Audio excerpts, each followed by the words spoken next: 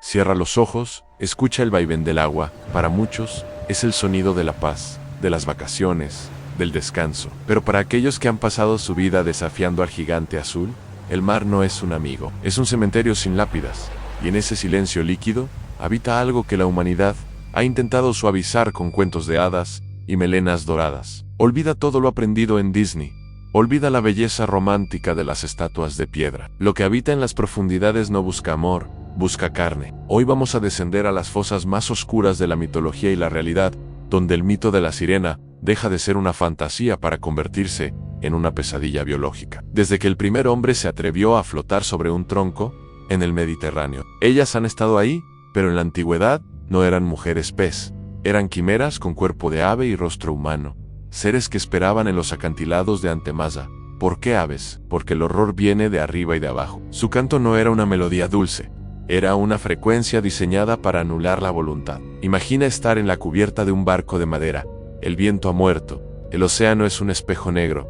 De repente, una nota que no escuchas con los oídos, sino con los huesos, te promete lo que más deseas, el regreso a casa, el perdón de tus pecados, el rostro de tu madre. Y mientras caminas hacia la borda, hipnotizado, ellas te observan con ojos que nunca parpadean. Ojos de tiburón en rostros que parecen humanos, pero que se estiran de forma antinatural cuando abren la boca. En un hecho histórico, registrado en los diarios de navegación del 9 de enero de 1493, Cristóbal Colón, frente a las costas de Río del Oro, escribió haber visto 3 formas femeninas que se elevaban sobre la superficie, pero sus palabras no fueron de asombro ante la belleza. Escribió, con una pluma temblorosa, que no eran tan hermosas como las pintan, y que sus rostros tenían rasgos de hombre. ¿Qué vio realmente el almirante? Los escépticos dicen que fueron manatíes, pero un marinero experimentado sabe distinguir la piel curtida de un animal de un rostro que te devuelve la mirada con inteligencia malévola. Colón vio algo que desafiaba la taxonomía de la época.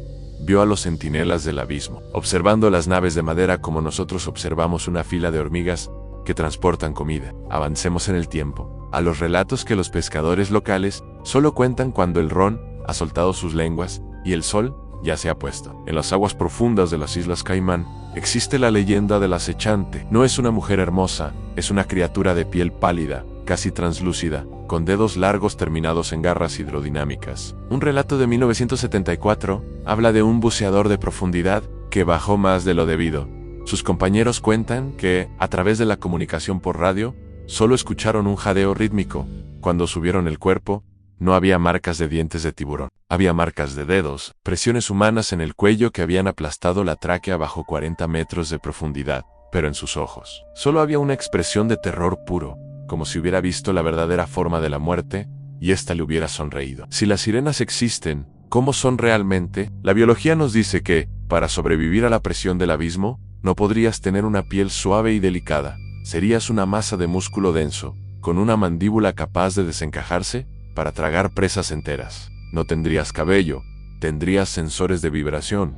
Tus manos no serían para acariciar, sino para sujetar presas resbaladizas, mientras tus dientes, finos como agujas y curvados hacia adentro, hacen su trabajo. El mito del canto tiene una explicación científica aterradora: el ultrasonido. Al igual que las orcas aturden a los bancos de peces con explosiones sónicas, una sirena podría emitir una frecuencia que paraliza el sistema nervioso humano. No saltas al agua por amor, saltas porque tu cerebro ha sido frito por una frecuencia que te obliga a buscar el origen del sonido, incluso si ese origen es el fondo del océano. ¿Cuántos barcos han sido encontrados a la deriva, con la mesa puesta y la comida aún caliente, pero sin una sola alma a bordo? El Mary Celeste es el ejemplo más famoso, pero hay cientos más. La narrativa oficial habla de piratas o gases metano, pero los que conocen el mar hablan de la gran cosecha. Hay noches donde el agua brilla con una bioluminiscencia antinatural. Se dice que en esas noches, ellas suben en manadas, rodean el casco, golpeando con un ritmo particular, un sonido que imita el latido de un corazón. Uno a uno, los tripulantes salen a cubierta, atraídos por una curiosidad que no pueden controlar, y entonces, en el silencio, solo quedan las tazas de café humeante y el susurro de las olas golpeando un barco vacío. Se cuenta, en los archivos desclasificados de la antigua Unión Soviética, que durante unas maniobras en el lago Baikal, el más profundo del mundo, buzos militares se encontraron con seres humanoides a 50 metros de profundidad. No tenían tanques de oxígeno, llevaban cascos plateados y se movían con una velocidad imposible. Cuando los buzos intentaron capturar a uno, una fuerza invisible los impulsó hacia la superficie, causándoles una embolia mortal. ¿Son las sirenas de agua dulce diferentes? ¿O es que el fenómeno es global? Una especie que ha reclamado el 70% del planeta, mientras nosotros nos amontonamos en los pedazos de tierra seca.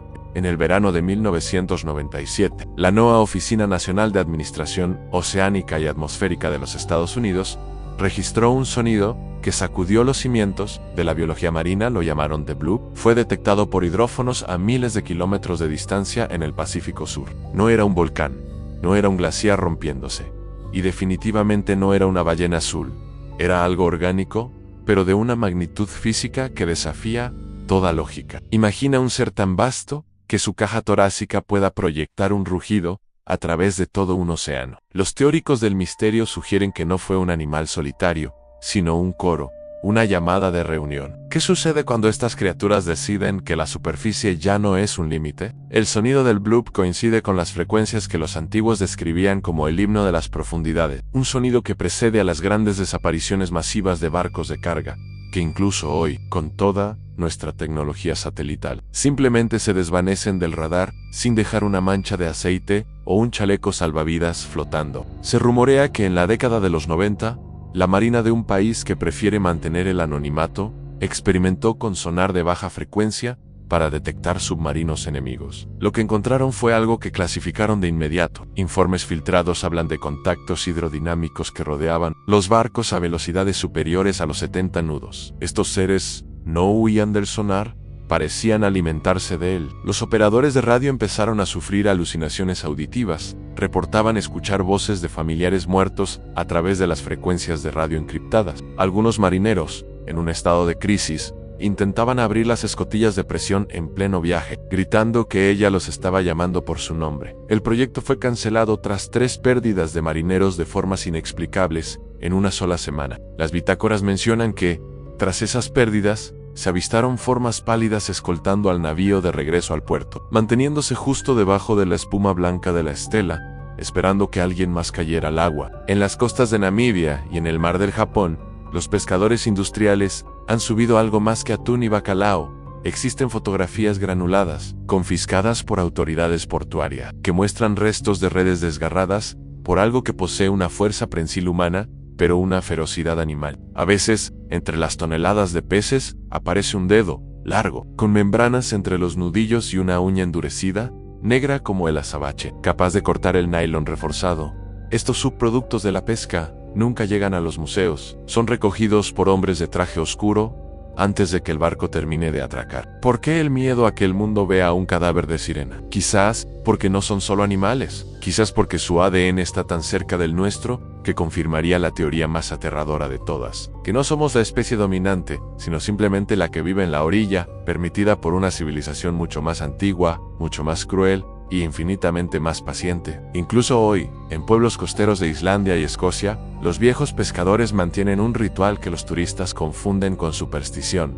Nunca silban en el mar. Nunca dicen el nombre de las señoras del agua en voz alta. Creen que el sonido viaja hacia abajo, vibrando a través del casco, actuando como una baliza para las que acechan en las corrientes frías. Ellas no necesitan luz para verte. Sienten el latido de tu corazón a kilómetros de distancia. Sienten el miedo, esa descarga de adrenalina que acidifica tu sangre y te hace saber a su comida favorita. Si alguna vez estás en un muelle, de noche, y ves una perturbación en el agua que se mueve contra la corriente, no apuntes con tu linterna. Hay cosas que es mejor dejar en la oscuridad, porque cuando las iluminas, ellas también te ven a ti. Y una vez que una sirena ha fijado su mirada en tu sombra, la tierra firme dejará de ser un refugio, el suelo bajo tus pies te parecerá frágil. Y cada vez que te bañes, cada vez que sientas el agua cerrar sobre tus hombros, recordarás que ellas están ahí abajo, esperando el momento en que tu voluntad flaquee para arrastrarte a su reino de silencio eterno. Imagina que estás nadando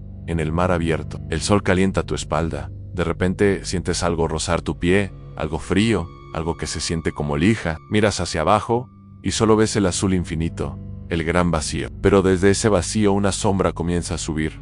No es un pez. Tiene hombros, tiene una cabeza, y empieza a cantar. Esa canción no es música, es el sonido de tu propia sangre fluyendo por tus venas, es el sonido de cada secreto que has guardado. Y mientras tus pulmones se llenan de agua salada, lo último que verás no serán escamas de colores, sino una hilera de dientes negros y una mirada que lleva millones de años esperando por ti. Porque en el mar nadie puede oírte gritar, pero ellas siempre están escuchando.